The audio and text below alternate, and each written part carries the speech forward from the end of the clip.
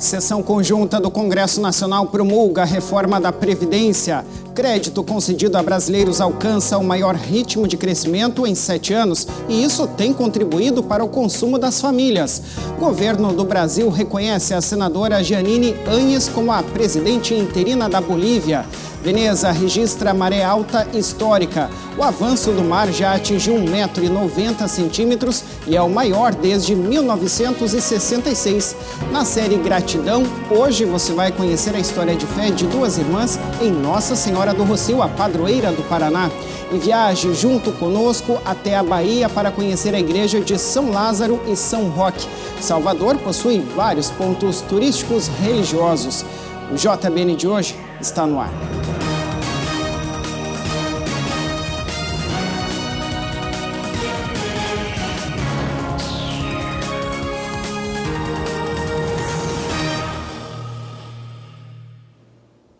Olá, uma ótima noite para você. Hoje é quarta-feira, dia 13 de novembro de 2019. Muito obrigado a você que está aí do outro lado, nos acompanhando em todo o país.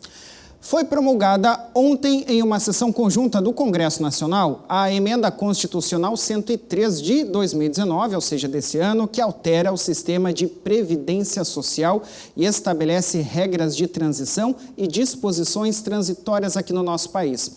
A proposta de emenda à Constituição foi apresentada pelo governo em fevereiro e tramitou por 6 meses na Câmara e quase 3 meses, portanto, no Senado.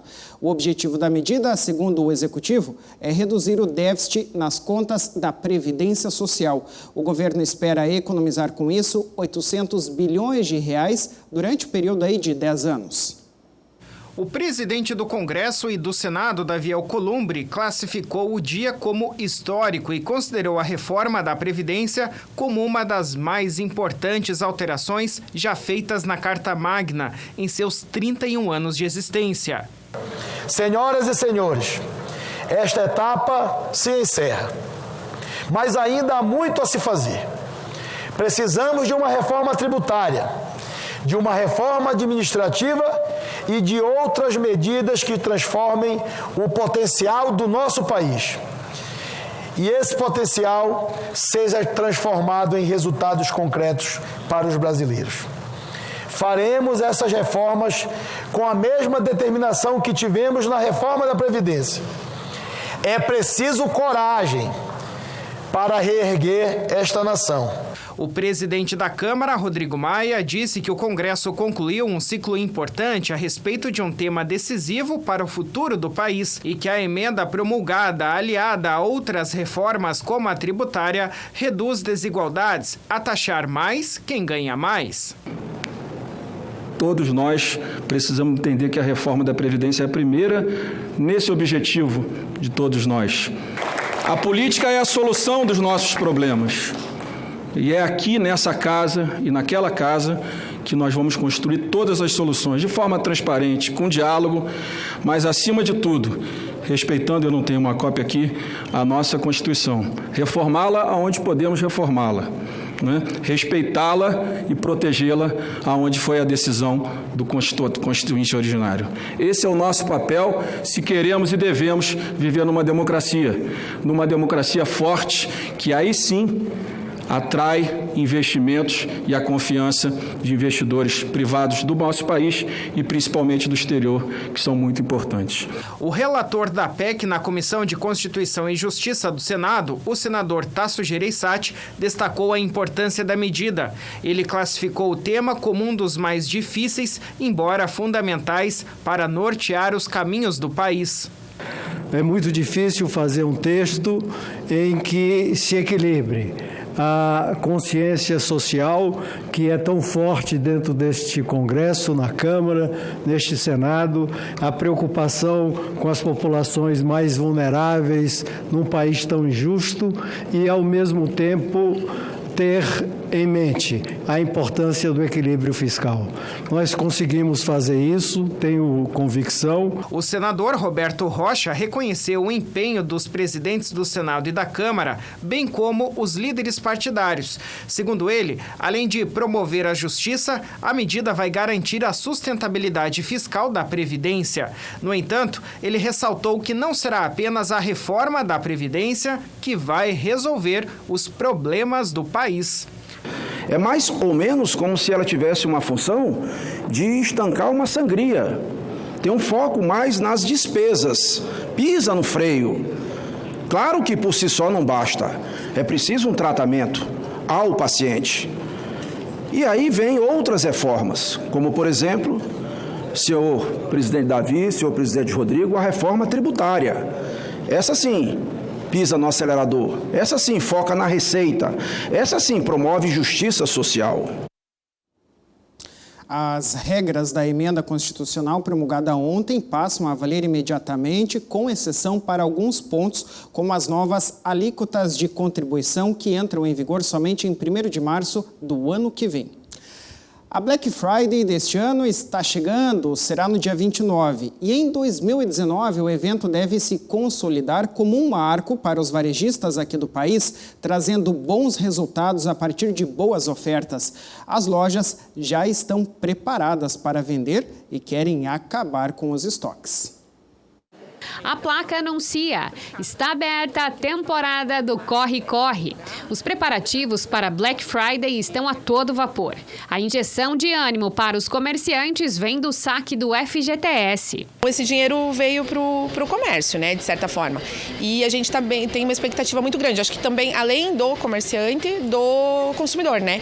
Então, eles também estão se preparando em função disso. E eu acho que a gente vai ter um crescimento muito bom, espero.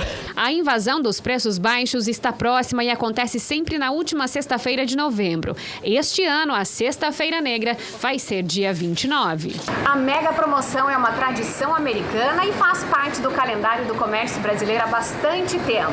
Esse é um momento aguardado por muitos. Durante a liquidação, é possível encontrar preços pequenininhos para produtos que caibam na palma das mãos ou, quem sabe, um telão. O desconto para quem quer comprar uma TV pode ser o de até R$600. São produtos para casa, como eletrodomésticos, artigos de cama, sem contar os eletrônicos. Estes são os queridinhos dos consumidores. Além dos eletrinhos, as pessoas procuram bastante essas ofertas pequenas, que sempre vêm com um preço, né, especial.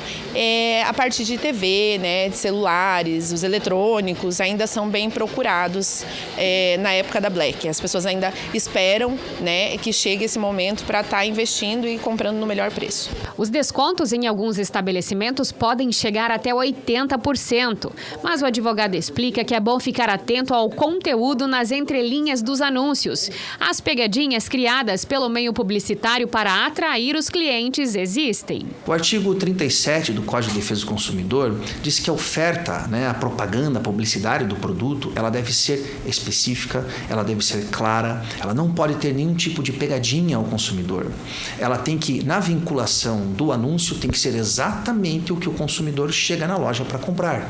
Ou seja, essa publicidade ela deve ter a condição, o preço, toda a forma de pagamento e compra específica e clara ao consumidor. Isso é o mais importante, deve ser cristalina. Ele explica que quando essa relação entre fornecedor e consumidor não dá química, cabe recurso e que o importante é ninguém sair no prejuízo.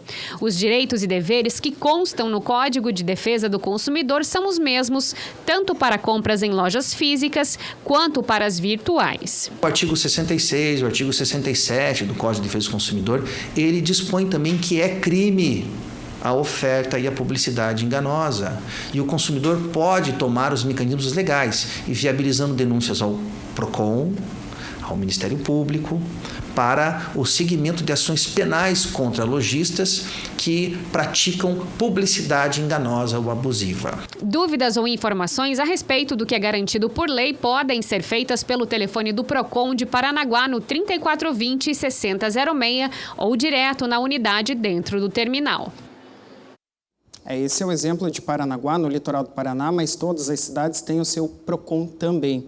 E olha, a Fundação de Proteção e Defesa do Consumidor de São Paulo divulgou um ranking aí com mais de 400 sites de compras reprovados pelos consumidores. Informação muito importante para você que está preparando aí o bolso, né, para as compras aí da Black Friday, que começa, portanto, dia 29 de novembro. O site é o seguinte: sistemas.procon.sp.gov.br. Esse site se faz ainda mais importante porque muitas pessoas preferem fazer as compras pelas lojas online. Olha, o crédito concedido aos brasileiros alcançou o maior ritmo de crescimento em 7 anos. Em um cenário de fragilidade da atividade econômica e do mercado de trabalho, o aumento da tomada de empréstimos tem representado o estímulo para o consumo das famílias. Neste ano, em termos reais, que é quando se desconta a inflação, a concessão de crédito livre para a pessoa física subiu cerca de 11% entre janeiro e setembro.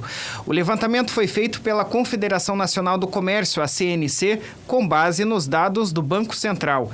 É o melhor resultado para o período desde 2012, lembrando que os dados de crédito só começaram a ser computados pelo Banco Central em março de 2011.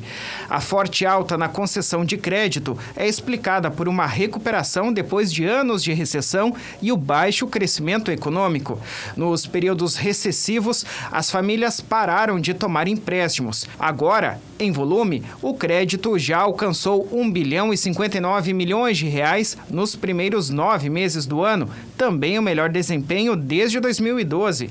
Além do aumento na concessão, a composição da tomada de recursos na carteira do brasileiro está melhor. Linhas consideradas de melhor qualidade, como crédito pessoal, aquisição de veículos e cartão de crédito à vista, têm aumentado a fatia no crédito total do país. O quadro mais benigno do crédito para a pessoa física está longe de indicar uma retomada vigorosa da economia brasileira, mas mostra que esse movimento tem compensado a fraca reação do mercado de trabalho. O Brasil tem ainda 12,5 milhões de desempregados. No varejo, os setores mais ligados ao crédito têm mostrado um desempenho melhor do que aqueles dependentes da renda.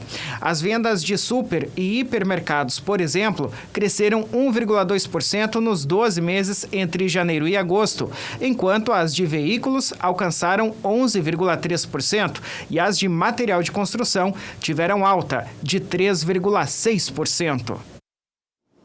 E olha, as vendas do comércio varejista cresceram 0,7% em setembro na comparação com o mês anterior, com os móveis aí, eletrodomésticos entre os principais destaques de alta, segundo dados aí divulgados hoje pelo Instituto Brasileiro de Geografia e Estatística, o IBGE. Este foi o 5º resultado positivo consecutivo do setor no ano, com ganho acumulado de 2,4% no período. Trata-se também do melhor resultado para meses de setembro desde o ano de 2009, quando este ganho foi de 1,1%. No acumulado do ano, o avanço já chega agora a 1,3%. O Instituto Nacional de Estudos e Pesquisas Educacionais, o INEP, divulgou hoje os gabaritos oficiais do Exame Nacional do Ensino Médio, o Enem. Também foram divulgados os cadernos de questões em todas as suas versões. No total, são 6 gabaritos para cada dia de aplicação e 6 cadernos de questões, de acordo com as cores da prova e opções acessíveis. Os participantes podem acessar os gabaritos pelo portal do INEP, pela página do Enem ou ainda pelo aplicativo do Enem. Mesmo com o gabarito em mãos, os participantes ainda não poderão saber qual a nota tiraram no exame. Isso porque o Enem é corrigido pela chamada Teoria de Resposta ao Item, a TRI. Pela TRI não há um valor fixo para cada questão. A pontuação varia conforme o percentual de acertos e erros naquele item entre os participantes e também de acordo com o desempenho de cada estudante na prova. O resultado dos participantes eliminados, segundo o INEP, não será divulgado, mesmo que eles tenham feito o Enem nos 2 dias de aplicação. Para os treineiros que fazem o exame para uma autoavaliação de conhecimentos, a consulta só será estar liberada em março do ano que vem. O Enem de 2019 foi aplicado nos dias 13 e 10 de novembro. Cerca de 3.900.000 estudantes de todo o país compareceram, ao menos, em um dia de prova. Depois do intervalo, veja a maré alta histórica que está ocorrendo em Veneza. O avanço do mar já atingiu 1,90 m. Nós já voltamos com os detalhes.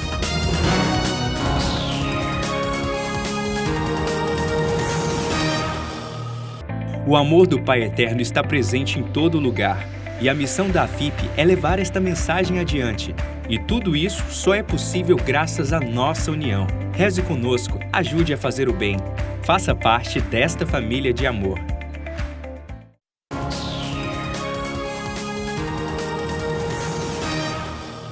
Muito bem, estamos de volta com o JBN desta quarta-feira. Obrigado mais uma vez pela sua companhia.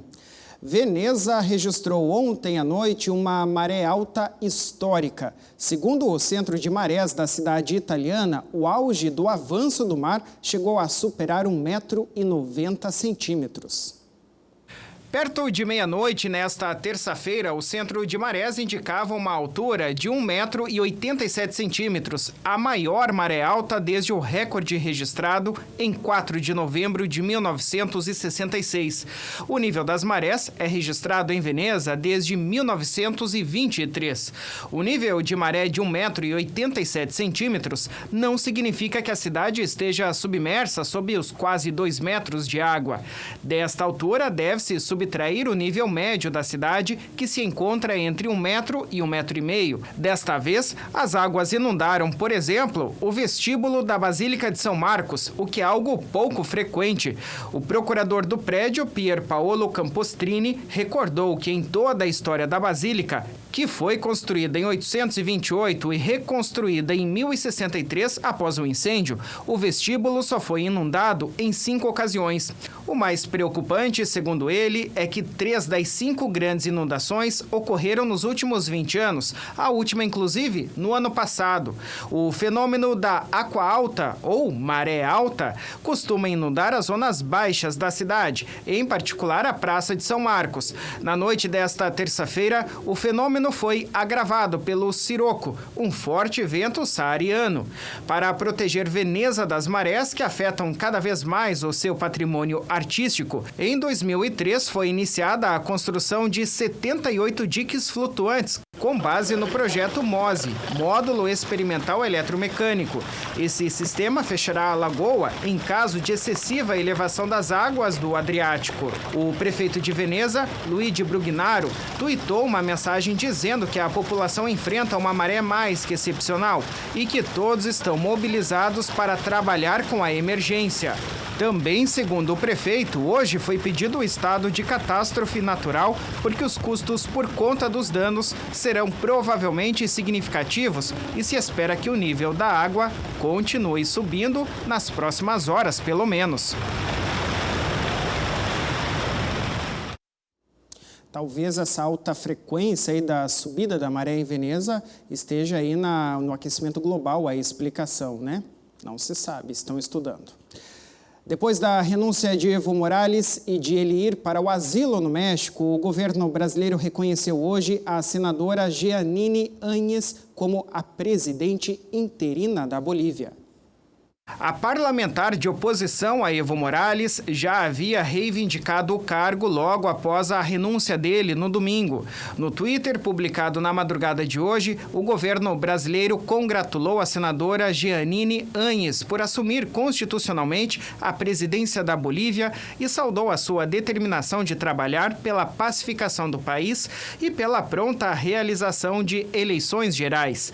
A mensagem também diz que o Brasil deseja aprofundar a fraterna amizade com a Bolívia. A mensagem é assinada pelo Ministério das Relações Exteriores. Áñez se autodeclarou presidente interina da Bolívia ontem à noite em uma sessão legislativa especial da Assembleia Boliviana. Ela disse que tinha o direito legal de assumir o cargo, apesar de pouco antes a Assembleia não ter conseguido reunir quórum para a sessão devido à ausência de parlamentares leais a Evo Morales.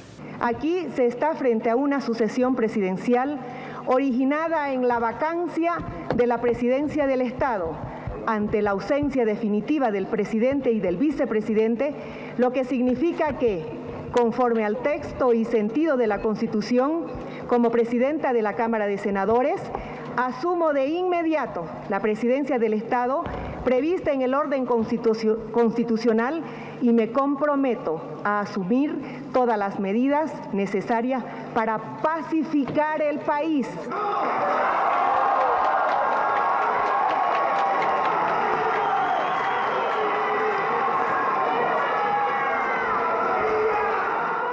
Evo Morales, que comandava a Bolívia desde 2006, desembarcou ontem no México, acompanhado do seu vice-presidente Álvaro García Linera e a ex-ministra da Saúde, Gabriela Montaño. O governo mexicano de Andrés Manuel López Obrador lhe ofereceu asilo político. Ao chegar ao México, Evo denunciou um golpe contra ele e condenou a posse de Áñez. Também pelo Twitter, ele disse que foi consumado o golpe mais astuto e nefasto da história do seu país. Ele criticou o fato de uma senadora de direita, a qual chama de golpista, se autoproclamar presidente do Senado e logo depois presidente interina da Bolívia, sem quórum legislativo, rodeada por um grupo, o qual ele se dirigiu como sendo de cúmplices e apoiada pelas Forças Armadas e pela polícia, que reprimem o povo boliviano, de acordo com Evo Morales.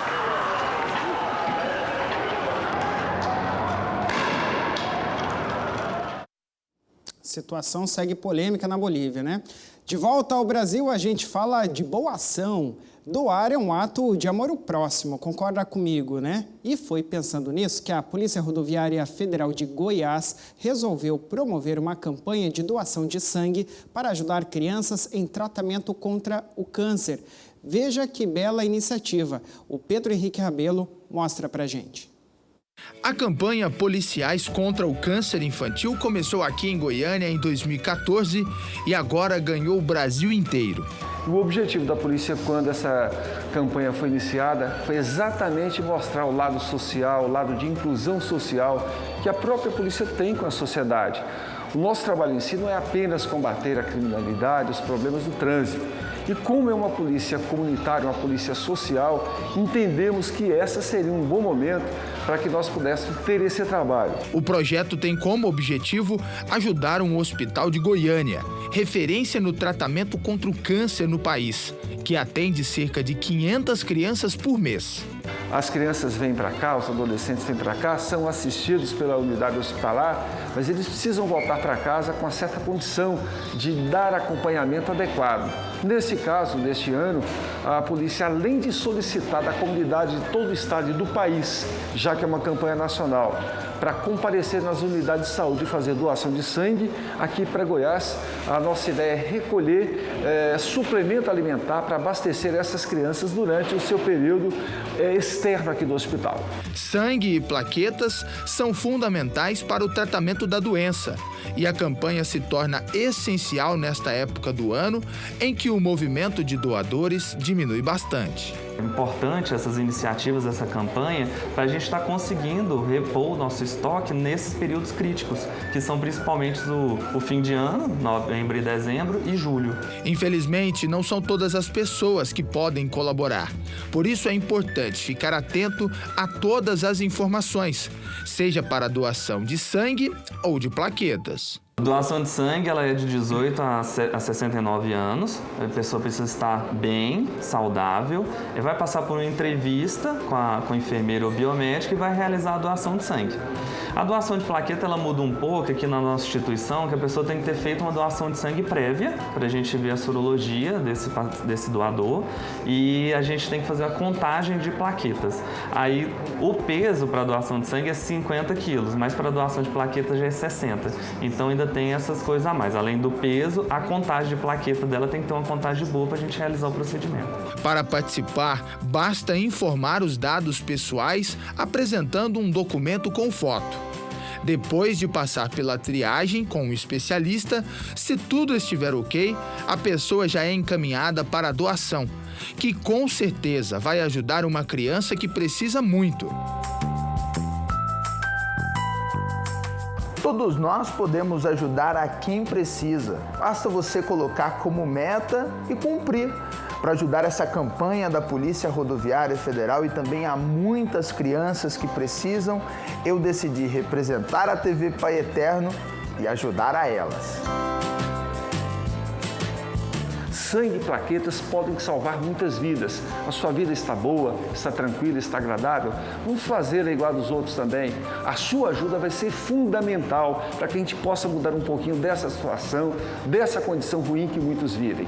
Ajude-nos a salvar muitas vidas. A Carolina trabalha no hospital há 3 anos e sabe o quanto é importante falar sobre esse assunto. Nós, médicos, profissionais de saúde, pessoas, mães, pais, todos nós temos que lembrar que existe câncer na criança. E se a gente não lembrar disso, a gente nunca vai levar o nosso filho no médico para procurar e o médico também nunca vai procurar na criança, né? Então a gente lembrar que isso existe é fundamental para a gente fazer um diagnóstico precoce. O mais importante disso tudo é você ver o quanto elas mudam, o quanto você propriamente muda, vendo um pai, vendo uma criança que está nessa unidade aqui em tratamento há anos, tentando se livrar de uma doença que é ruim, que é danosa, mas que você, na sua casa, tranquilo, pode com certeza ver esse lado e internamente você se modificar. Fazendo o quê? Sendo mais humano, mais amigo, mais parceiro, mais companheiro, não só dos doentes que estão aqui nessa unidade, não, da sua própria família e de você próprio. Tá aí, né? Vamos todos nós seguir o exemplo do Pedro e doar sangue, né? Doar plaquetas também. Nós vamos ver agora mais uma reportagem da série especial Gratidão, que conta histórias de fé na Mãe do Rossio. O Santuário da Padroeira do Paraná, em Paranaguá, está em festa, viu? No próximo dia 15 é celebrado o dia dela. Na reportagem de hoje, você vai conhecer 2 irmãs, a Caroline e a Aline.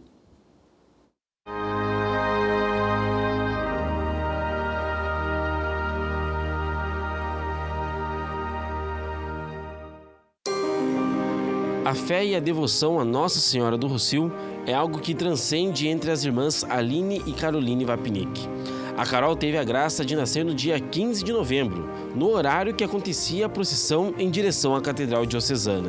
Então, eu já considero um momento especial só por esse motivo, assim, por eu ter nascido nesse dia, nesse horário, né? E de lá para cá, eu venho todos os anos, eu não falhei nenhuma procissão até hoje. As irmãs nasceram em berço católico e, desde muito novas, foram incentivadas a viver o amor e a devoção a Nossa Senhora do Rossio, que desde sempre tornou o principal foco dos pedidos e também das graças alcançadas na família. Ao passar do tempo, a gente foi crescendo dentro da igreja, foi desde pequena adquirindo esse amor por Nossa Senhora, e depois da gente conseguir entender realmente o que é a fé, o amor brota e a gente vê assim o quanto a gente recebe de graça por intercessão de Nossa Senhora do Rossio.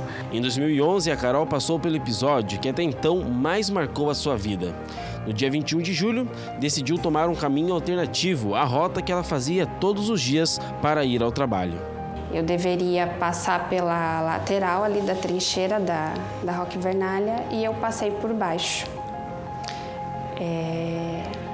E quando eu cheguei no meu trabalho, eu passei na costureira, cheguei no meu trabalho e tava aquele burburinho, todo mundo comentando, nossa, teve um acidente muito feio agora ali na trincheira da Roque Vernalha.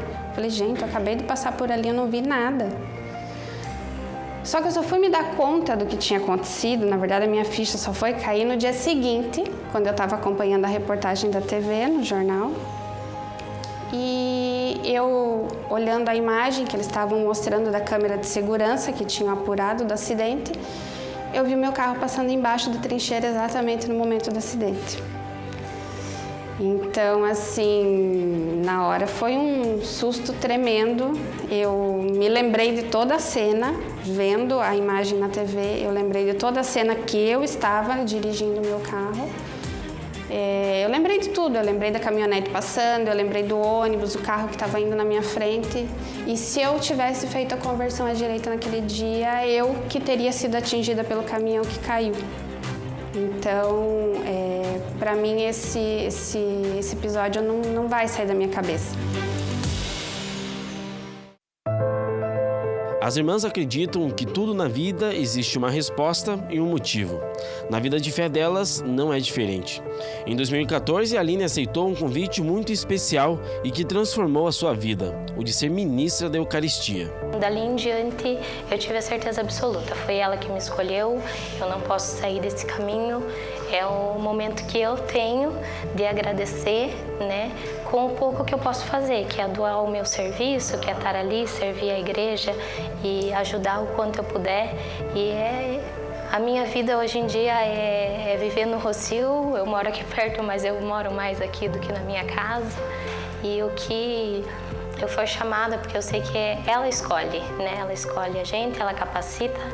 Então, o que eu puder me dedicar à igreja e me dedicar à Nossa Senhora, eu vou me dedicar porque eu tenho certeza, ela não deixa de desamparar. E quando questionada sobre o que Nossa Senhora do Rossio é na vida das irmãs, a primeira palavra não poderia ser outra. É amor, é cuidado, é proteção. Quando a gente intercede, quando a gente pede a intercessão dela, ela atende, ela não desampara nenhum de nós, nenhum das nossas famílias, em nenhuma necessidade ela nos desamparou. É uma confiança, sabe? É você ter certeza absoluta de que, por mais difícil que a situação esteja, ela vai se resolver. Ela vai se resolver. E é essa confiança que ela passa pra gente. Que história, hein, das duas irmãs, Caroline e Aline. Chega a emocionar, né? Muito bom a gente poder trazer esses depoimentos aqui no JBN. Olha, no próximo bloco a gente fala de turismo. Nós vamos viajar até Salvador, na Bahia, para conhecer uma igreja multissecular. Essa aí, ó, a igreja de São Lázaro e São Roque. É rápido, nós já voltamos.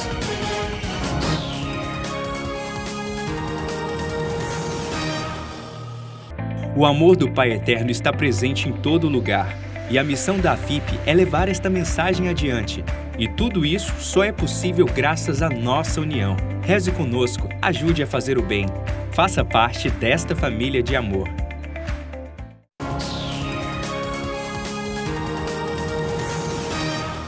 Muito bem, estamos de volta com o JBN desta quarta-feira. Obrigado pela sua companhia em todo o país.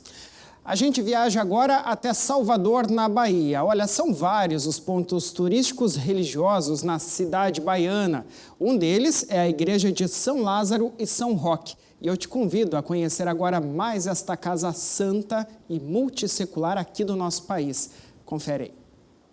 Localizada no bairro da Federação, no alto de uma colina onde antes existia um cemitério e um sanatório para doentes de enfermidades da pele, a Igreja de São Lázaro e São Roque é o santuário popular administrado pelos missionários redentoristas desde 1956. Lugar muito frequentado por católicos e outros devotos de São Lázaro e São Roque, a multissecular igreja tem história pela referência da fé dos visitantes. A história é antiga. A própria igreja foi construída em 1737 como capela do cemitério dos ancianos.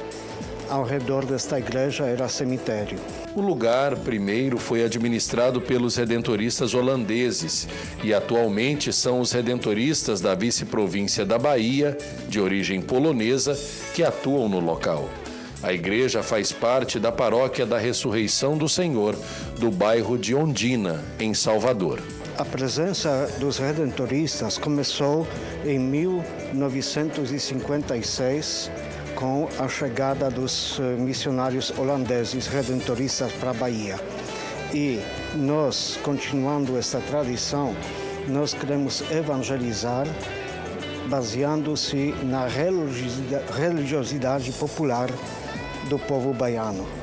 E graças a Deus que a gente está conseguindo, de certa forma, porque o povo aqui, que vem aqui, reza mesmo. Até os bispos da arquidiocese estão admirando como o povo reza nesta igreja.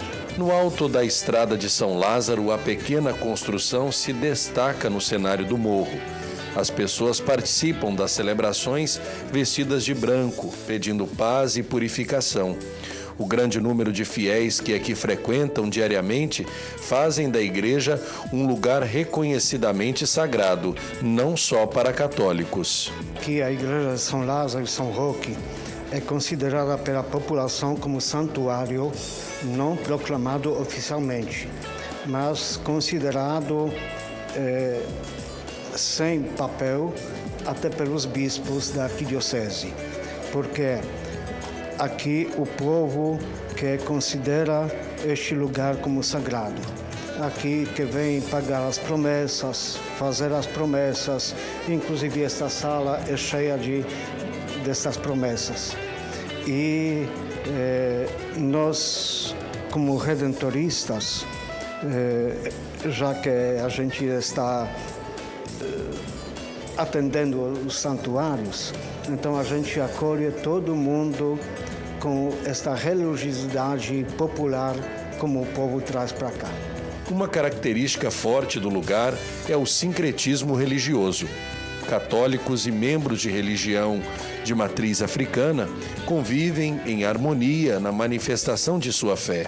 O respeito e o esforço por uma pastoral de comunhão são algumas das marcas do lugar. Então as pessoas vêm muito aqui também prestar seu culto, né? Seus ancestrais, né? Principalmente o dia de segunda-feira. Toda segunda-feira é o dia cheio, onde muitos vêm tomar seu banho de pipoca, que é a flor, né? Que as baianas dão aí para as pessoas do lado de fora. Eliene trabalha há 20 anos com os missionários redentoristas e atualmente é colaboradora na pastoral da Igreja de São Lázaro. Ela destaca a marca do trabalho missionário dos Filhos de Santo Afonso. Trabalho muito bom, né, onde eles acolhem a todos, né, com carinho, sem distinção de ninguém, nem de cor, nem de raça, nem de religião. Né? Todos vêm, todos acolhem, né, com amor, com dedicação, além de também deixar a palavra de Deus, né, para eles, para as pessoas que aqui chegam, tanto no serviço missionário, religioso, social, né, catequético. Então, todo um trabalho de pastoral é feito aqui também na igreja, aqui na paróquia da Ressurreição do Senhor, justamente aqui no Santuário de São Lázaro. Com uma forte atuação no anúncio da redenção a todas as pessoas, a igreja presta serviços na catequese e na oferta de cursos para o conhecimento e esclarecimento das pessoas que desejam viver e crescer em comunidade. Muitos passam até a participar de cursos para também receber o corpo de Cristo, né? Mas tem muitos que vêm de paróquias participar na Santa Missa, nas Santas Missas de segunda-feira, durante a semana, e aqueles que vêm, já tem a segunda-feira que escolhe, né? A primeira, a segunda, a terceira, a quarta. Então, muitos já vêm um grupo diferenciado para cada segunda-feira participar da Santa Missa e também trazer seus gestos de secretismo. Né? A Igreja Santuário de São Lázaro e São Roque está localizado no alto do bairro da Federação e fica aberta às segundas-feiras, das 6h30 às 7 da noite, às terças e sextas, das 8 às 4 da tarde e aos sábados, das 8h30 ao meio-dia. Lugar da fé e do respeito do povo baiano sob o zelo dos redentoristas. Tá aí, belo templo, né? Bom, pessoal, antes da gente ir embora, eu quero deixar os nossos contatos para que você interaja conosco, mande a sua sugestão de reportagem ou então, quem sabe, obtenha mais informações de como fazer parte da AFIP, a Associação Filhos do Pai Eterno, essa grande família de amor. O nosso telefone é o DDD 62 3506 9800. DDD 62 3506 9800. Tem também o nosso e-mail, viu? Por onde você pode fazer essa interação. É o jbn@tvpaeterno.com.br. Se você preferir, existe ainda o nosso portal paieterno.com e, é claro, as nossas redes sociais. Estamos no Facebook, basta digitar lá TV Pai Eterno ou então no Instagram, @TV Pai Eterno. Eu e toda a nossa equipe esperamos a sua participação. Muito bem, essas foram as informações de hoje aqui do JBN. Muito obrigado pela sua audiência. Você fica agora com o programa Palavra do Pai com o Padre Robson de Oliveira. E nós nos vemos de novo amanhã às 8 da noite. Muito obrigado pela sua companhia e até lá.